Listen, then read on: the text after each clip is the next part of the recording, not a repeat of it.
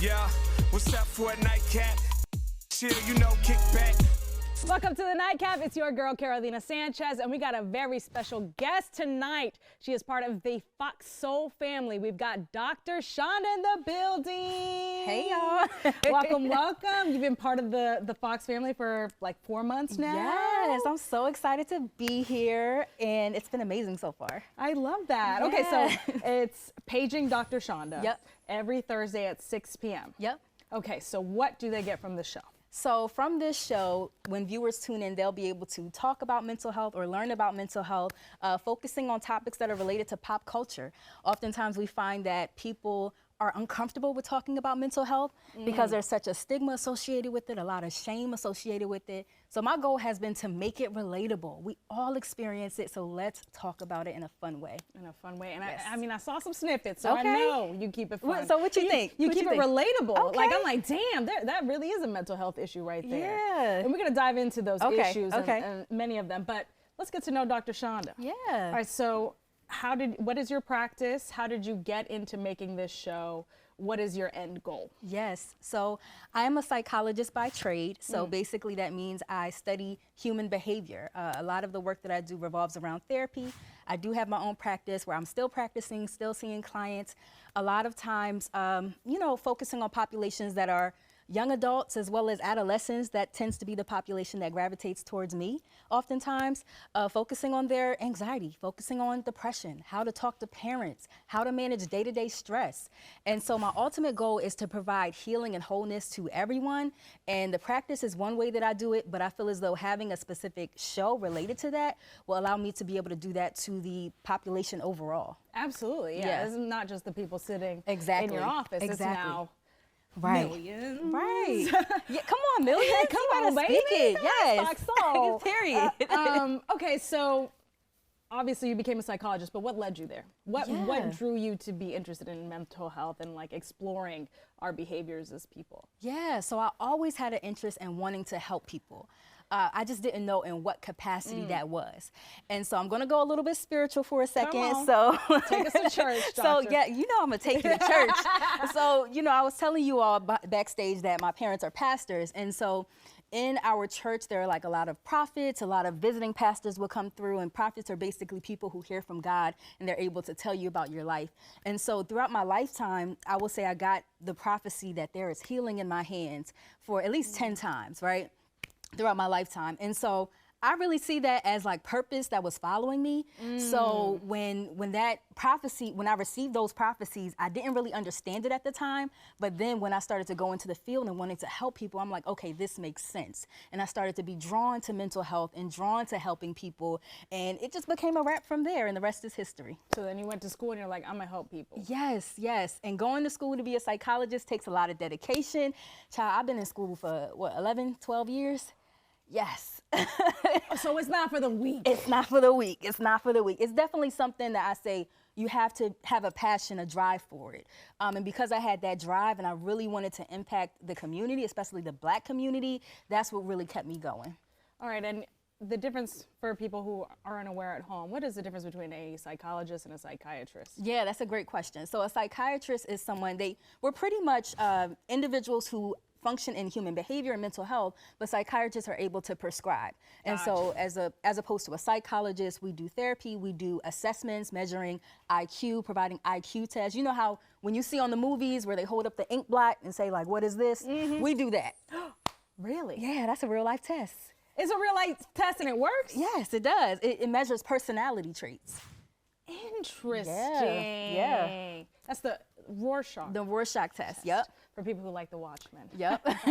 Sorry. Period. Okay, so let's talk about your roots. Yeah. So where are you based? Where are you from? Yeah, so I'm based in Washington, D.C. Shout out Okay. to the Chocolate City. Okay. But I am from Delaware. And so, yes, Delaware does have Black people oftentimes. I was just going to ask that question. I'm like, no wonder she moved to D.C. No, Yeah. but there are Black people there. There Okay. are Black people, yes. Okay. And you know one now. You know a Black person from Delaware. Delaware. Yes. Okay, nice to yes, meet you. it is. Dr. Chanda. Okay, so in the Black and minority communities, obviously that stigma of going to a doctor to talk about your mental health problems is way, way, way in the back burner. Yeah. And most people will say, you don't need to go to a doctor for that. Absolutely. Like, get over it, help me clean, Right. you know? How are you combating that? Because obviously you have to tap into older generations who are still holding strong to that belief. Absolutely. Absolutely. It really comes from normalizing these conversations. Because there is such a stigma associated with mental health in the Black community or communities of color overall, when we do say, or we hear our children say, you know, I'm depressed or I'm stressed out, we often meet them with like, what do you have to be stressed out about? You know, I got all the bills paid, you don't got this going on, you don't got that going on. I had a more rough childhood than you, right? And we say that to, sometimes adults even hear that. Like, what do you have to be depressed about? You have a great job, you're a great mother, you have great kids. What do you have to be depressed about? Right? And oftentimes when people are met with that response, that causes them to further inhibit their emotions and to not want to talk about it at all. And when those cycles are reinforced and perpetuated, that causes us to continue to withhold our feelings and withhold our emotional experiences. So within communities of color, my goal is to help remove the stigma so that we can start talking about this more, because it really, all it does, it further harms our community, and we have to stop doing that. And we don't help the next person and the next person and the next person. No, it becomes generational. Yeah. It becomes, it's generational trauma. So we're breaking generational traumas Exactly. on Paging Dr. Chanda. Exactly. Okay, I do want to talk a little bit more about the issues that you see mainly within your practice. So you stay right there. We'll continue our conversation with Dr. Chanda coming up next.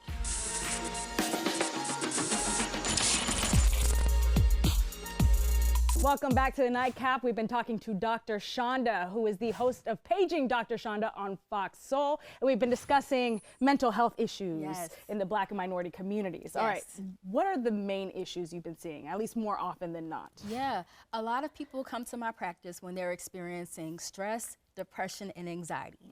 And honestly, over the past few months, I've been getting a lot of Black women who come into my practice who are experiencing anxiety but haven't been aware of it, because simply it's something that we don't talk about. And for Black women specifically, and specifically communities of color overall, for women, depression and anxiety shows up differently, because if we're depressed, I don't have time to lay in my bed all day. I was just gonna say that. I don't have time to just like not go to work. Right? And those are the stereotypical symptoms of those types of diagnoses.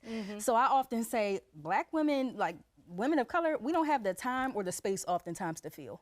And so that's why a lot of us go throughout life being anxious, being depressed, and not even realizing it. Whew, I bet you're speaking to a lot of women watching now. Child. So I have a friend who went to the doctor who thought she was feeling anxiety. Yeah. She didn't know how to describe it. And she was tested. Doctor was like, you ain't got anxiety. What you have is depression. She was like, there's no way. I'm not laid up in my bed. I'm going to work every day. I smile. I know how to laugh. But it can show up in many different ways. Anxiety, depression, and beyond, right? Yes, absolutely, absolutely. So when it comes to communities where these conversations are stigmatized, and again, we're not given that space to be able to feel or the language to know how to identify it, it often shows up as anger, it shows up as irritability, it can show up as sleep disturbances, it can show up as fluctuations in libido or sex drive, and all these things can be happening. We're experiencing the physical symptoms of the disorder, but because it doesn't necessarily present with the mental health symptoms, as you stated, then it goes underdiagnosed and misdiagnosed oftentimes. So it can present differently for different people. Absolutely. So what are often signs of depression that you might see in a fully societal functioning human being? Yeah, so individuals oftentimes present with like a more sad, depressed affect or a sad, depressed mood, having a hard time sleeping, having a hard time eating, suicidal thoughts and ideations, feelings of worthlessness, feeling insignificant, a lot of different symptoms. We often say that the 5 out of the 9. So basically there are 9 symptoms that one has to, or 5 symptoms that one has to meet out of the 9 symptoms presented in our DSM, or the Diagnostic and Statistical Manual of Mental Health Disorders. But we're not gonna get too technical today. That's what you handle. Okay. Okay, so for the individual at home who's like, man, she's striking a nerve with me. Like maybe I do need to go check myself out, but they're maybe a little scared. What steps should they be taking to acknowledging their own mental health, or a loved one that maybe is presenting some of these symptoms you described? Right. What should they do? So first, I always say like a self-assessment is helpful, right? So if you feel as though you're operating outside of your norm, whatever your norm looks like, then it's probably time to seek help. So if you find that you're sleeping more often or sleeping less, if you find that your appetite has changed, if you find that you're becoming more irritable, you're not able to show up in social situations or show up for your kids, show up for your family, it's impacting your school and your work, like that's the time where you need to say, okay, something's off, I need to seek help. In addition to that, really recognizing that just because you seek help does not mean that you are weak, that we have to remove that stigma. Can you say that Just to camera, because please? you seek help does not mean that you are weak. Okay. Period. Period. And another way that they can get help is by tuning in Yes. to Paging Dr. Chanda. Period. Thursdays at 6 p.m. on Fox. Yes, So yes. Awesome. Well, I can't wait to have you back whenever you're back in Houston, and maybe I'll have to come to DC. You gotta come to DC, sis. Okay. Yes, we're gonna go to do it. brunch. I love it. Yes. Well, thank you so much for your time, Boo. Thank you so much for having me. And I'll be tuning in, as will you. All right, you stay right there because more of the Nightcap continues after the break.